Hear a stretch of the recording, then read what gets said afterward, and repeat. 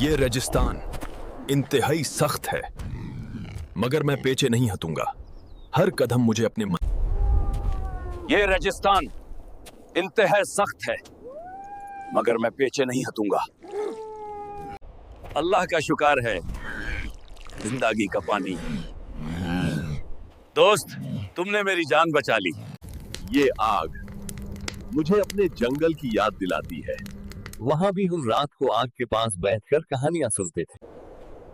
ये कैरावान कितना खूबसूरत मंजार है।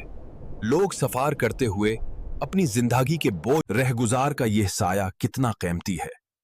जिंदगी के सफर में भी कभी कभी रुककर सांस लेना जरूरी होता है। ये पानी का कोनवा हमारी उम्मीद बन गया।